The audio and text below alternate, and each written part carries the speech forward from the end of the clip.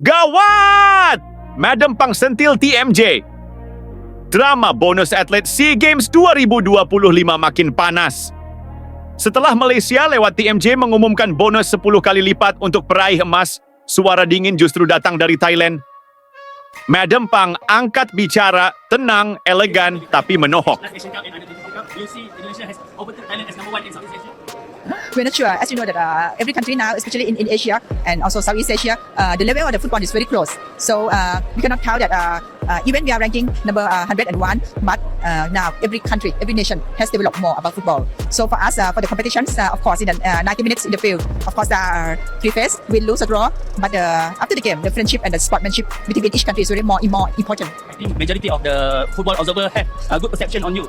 They think you are the right person to bring Thailand football forward. So do you think the power of money and your reputation can save Thailand football?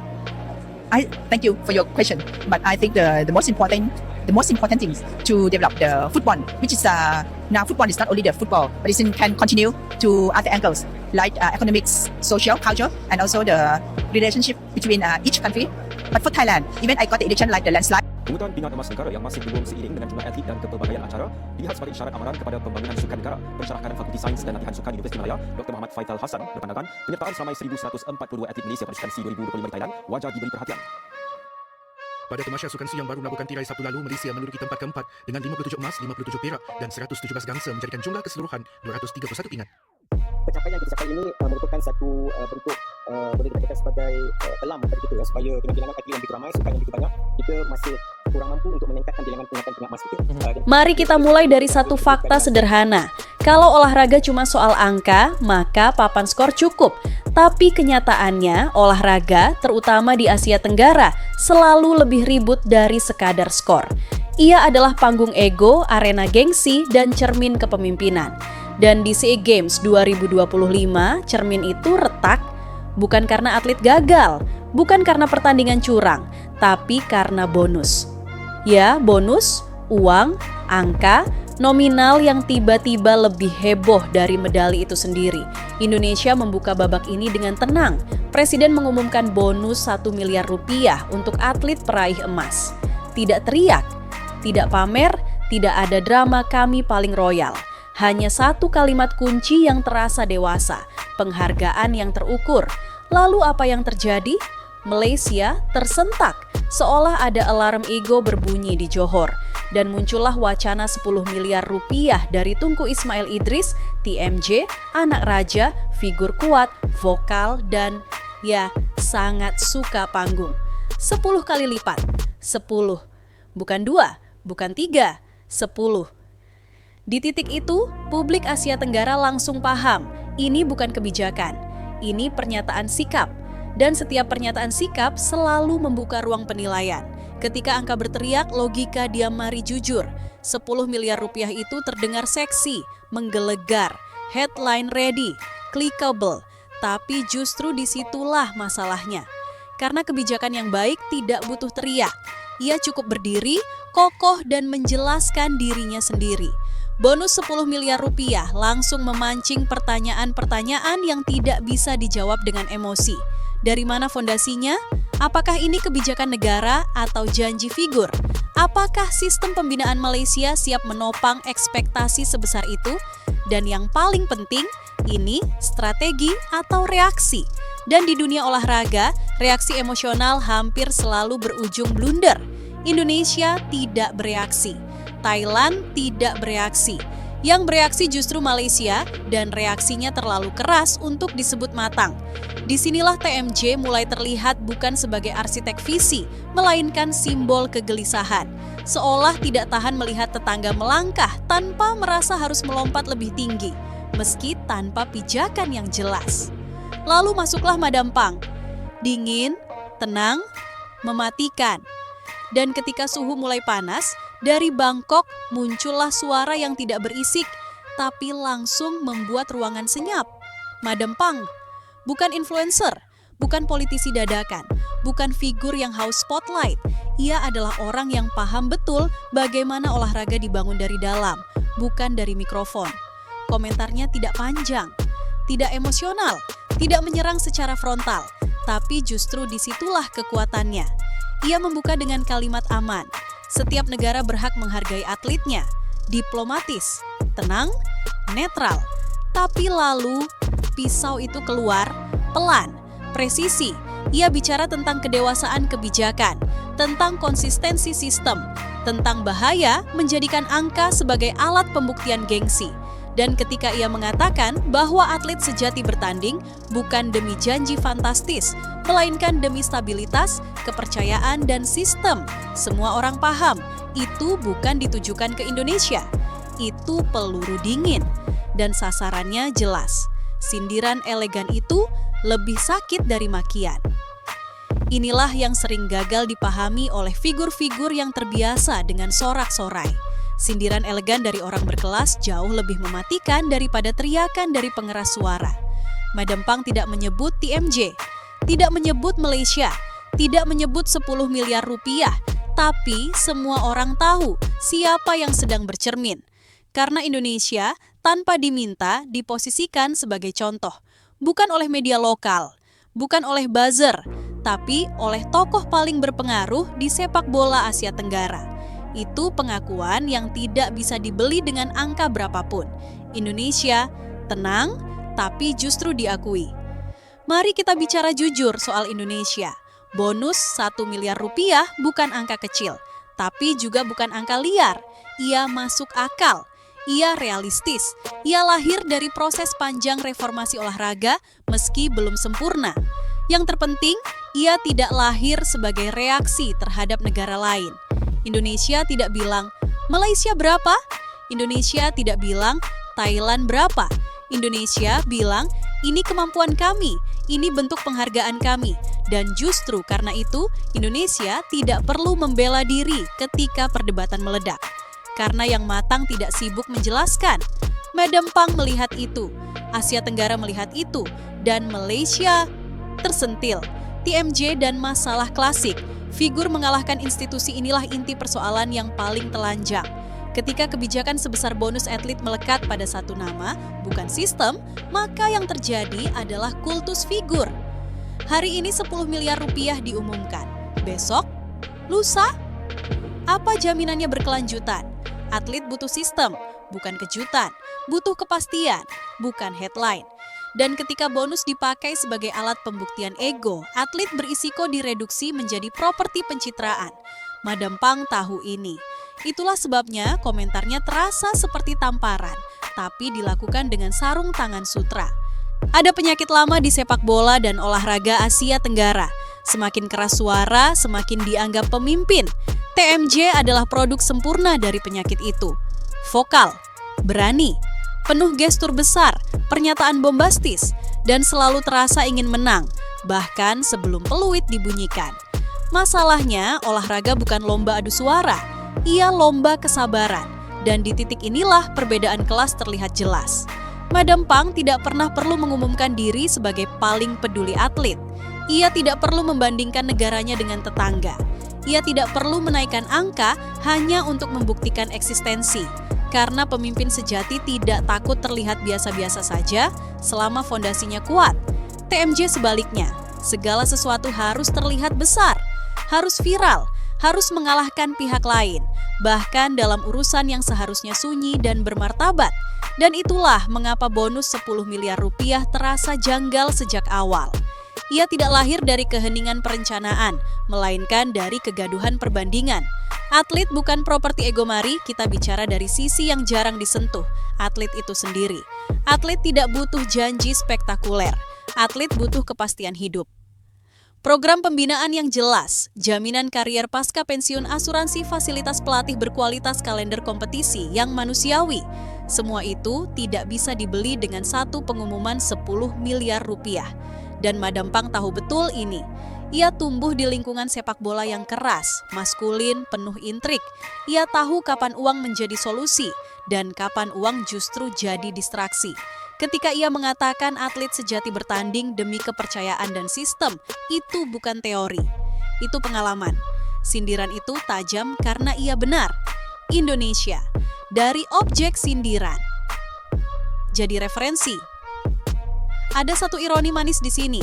Indonesia yang dulu sering dipandang berisik, emosional, tidak stabil, kini justru diposisikan sebagai contoh ketenangan.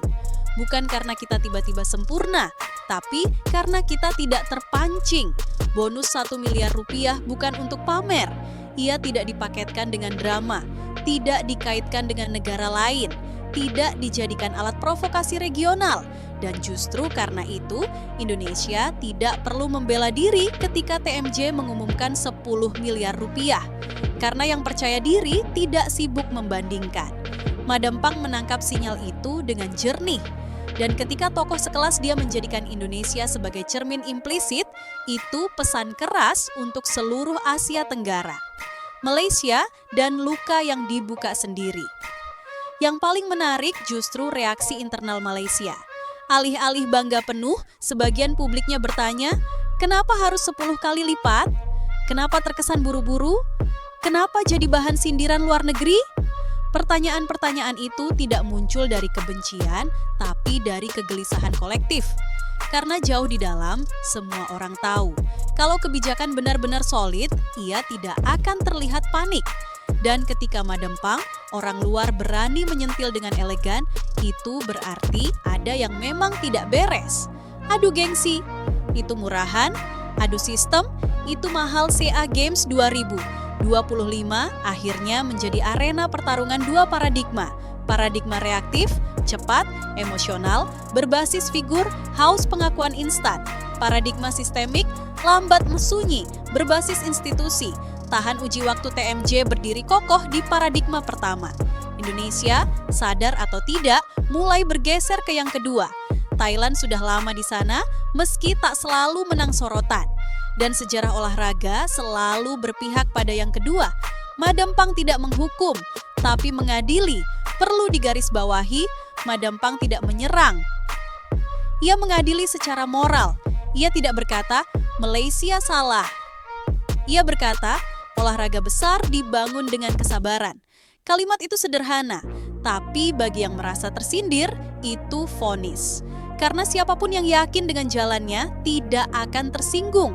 Yang tersinggung hanya mereka yang merasa tertangkap basah. TMJ dibungkam oleh prinsip, bukan argumen. Inilah bagian paling telak. TMJ tidak bisa membalas komentar Madam Pang dengan amarah. Tidak bisa membalas dengan angka. Tidak bisa membalas dengan pengumuman baru. Karena bagaimana cara melawan prinsip? Bagaimana cara membantah ketenangan? Disitulah ia dibungkam, bukan oleh kata-kata keras, tapi oleh kelas. Sejarah tidak mencatat. Siapa yang paling ribut ini pelajaran paling kejam dalam olahraga dan paling sering diabaikan. Sejarah tidak peduli siapa yang paling viral, tidak peduli siapa yang paling cepat bereaksi, tidak peduli siapa yang mengumumkan angka paling fantastis. Sejarah hanya mencatat apa yang bertahan. TMJ boleh saja mengklaim niat baik, tidak ada yang menyangkal keinginannya memotivasi atlet. Tapi niat baik tanpa kerangka sistem hanyalah emosi yang kebetulan punya uang. Dan emosi dalam olahraga adalah musuh konsistensi. Madam Pang paham itu, karena ia melihat generasi atlet datang dan pergi. Ia tahu, yang hancur bukan yang kekurangan bonus, melainkan yang dibesarkan oleh ekspektasi palsu. Bonus besar, risiko lebih besar. Mari kita buka sisi yang jarang dibahas media. Risiko kebijakan bonus ekstrem. Inflasi ekspektasi hari ini 10 miliar rupiah. Besok harus berapa? 12? 15? Ketika angka menjadi standar motivasi, maka semangat akan selalu minta naik. Ketimpangan internal cabang populer versus cabang minor. Atlet emas versus atlet perak. Atlet senior versus junior. Bonus besar sering melahirkan iri, bukan solidaritas. Ketergantungan figur. Jika kebijakan melekat pada satu nama, apa yang terjadi ketika nama itu pergi? Ini bukan asumsi, ini sejarah yang berulang di banyak negara. Madam Pang tidak perlu menjelaskan ini panjang-panjang. Cukup satu kalimat sindiran dan semua orang yang paham sistem langsung mengangguk. Indonesia dan transformasi yang pelan, tapi nyata Indonesia belum sempurna. Itu fakta. Tapi yang membedakan Indonesia hari ini adalah kesadaran untuk tidak reaktif. Bonus 1 miliar rupiah bukan janji kosong. Ia bagian dari narasi yang lebih besar, penghargaan, keberlanjutan, dan upaya membangun kepercayaan atlet pada negara. Dan justru karena angka itu tidak ekstrem, ia mudah dipertahankan, mudah direncanakan, mudah dievaluasi. Dalam dunia kebijakan itu emas. Madam Pang melihat Indonesia bukan sebagai negara paling kaya, melainkan sebagai negara yang mulai belajar menahan diri. Dan menahan diri dalam olahraga adalah tanda kedewasaan. TMJ dan perangkap kepemimpinan instan TMJ terjebak dalam ilusi klasik, bahwa kepemimpinan bisa dibangun lewat momen besar. Padahal kepemimpinan olahraga dibangun lewat kehadiran yang konsisten, bahkan ketika kamera mati. Janji 10 miliar rupiah mungkin membuat atlet tersenyum hari ini. Tapi esok hari mereka akan bertanya, program latihan saya bagaimana? Karier saya setelah pensiun bagaimana? Kalau saya cedera, negara hadir atau tidak? Pertanyaan-pertanyaan itu tidak bisa dijawab dengan angka, hanya bisa dijawab dengan sistem. Dan di sanalah perbedaan kelas terlihat telanjang. Madam Pang, kepemimpinan tanpa perlu mendominasi. Ada satu pelajaran penting dari cara Madam Pang berbicara, ia tidak pernah berusaha mendominasi wacana, ia hanya mengarahkannya. Tidak ada nada menggurui, tidak ada provokasi, tidak ada pamer pencapaian Thailand. Justru karena itu, semua orang mendengar.